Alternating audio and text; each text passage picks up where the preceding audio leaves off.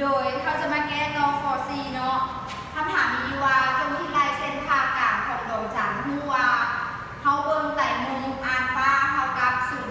0.50 เขาจะมาเขียนเลยว่าเขาฮู้อย่างเกี่ยวกับอย่างเนาะคืออัลฟาเขาฮู้แมน 0.50 องศาและระยะห่างระหว่างหน่วยโลกและดวงจันทร์แมนระยะห่างเขาจะสัญลักษณ์เป็น L คือแมน38คูณ10กำลัง4กิโลเมตรพี่น้องเขาจะสังเกตต่างรูปคือเขาจะใช้ปากของเขาเบิ่งไปหาดวงจันทร์เนาะเขาอยากได้เส้นผ่าศูนย์กลางของดวงจันทร์มันดี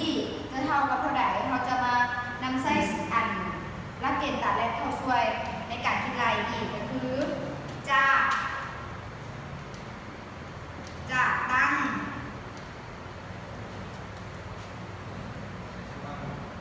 0.50 ซึ่งตั้ง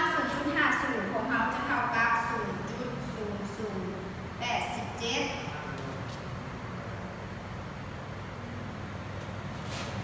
และเท่ากับ d ส่วนให้ l แทนค่าจะได้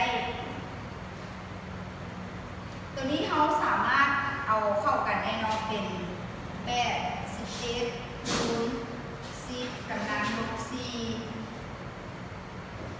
ดีของเขาบูมันบอกเขาจะเขียนสัญลักษณ์ไว้คือเก่าก็ได้38คูณ10กำลัง4พอเอาดีเท่ากับ7คูณ10กำลัง4คูณให้38คูณ10กำลัง4ได้เท่ากับ